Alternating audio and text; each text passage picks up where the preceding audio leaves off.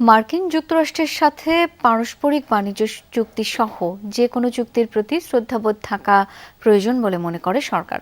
সচিবালয়ে ব্রেন্ডন লেঞ্চের নেতৃত্বে মার্কিন বাণিজ্য প্রতিনিধি দলের সাথে বৈঠক শেষে ব্রিফিংয়ে কথা জানিয়েছেন প্রধানমন্ত্রীর অর্থ ও পরিকল্পনা উপদেষ্টা রাশেদ আল মাহমুদ তিতুমির। বলেন, দেশের স্বার্থকে অগ্রাধিকার দিচ্ছে সরকার। বাংলাদেশ চায় মার্কিন যুক্তরাষ্ট্রে বাংলাদেশি পণ্যের বাজার আরও বৃদ্ধি পাক। জানান, পণ্যের বহুমুখীকরণ, প্রতিযোগিতায় সক্ষমতা এবং উৎপাদনশীলতা বৃদ্ধিতে উভয় দেশ কিভাবে একসাথে কাজ করতে পারে সেটি নিয়ে আলোচনা হয়েছে।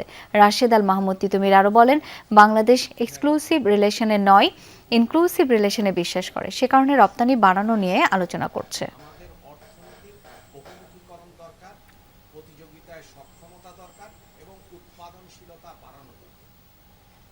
আমরা চুক্তির প্রতি শ্রদ্ধাশীল, সাথে সাথে আমরা মনে করি বহুমুখীকরণ করা দরকার, উৎপাদন সক্ষমতা বাড়ানো দরকার এবং উৎপাদনশীলতা বাড়ানো দরকার। সেই জন্য আরো কি কি বিষয় নিয়ে আমরা ভবিষ্যতে কাজ করব। আমরা কনসালটেশনগুলো করব এবং আমরা সেই মেকানিজমগুলো বার করব এবং যাতে করে বাংলাদেশের আমাদের স্বার্থ লক্ষিত হয়।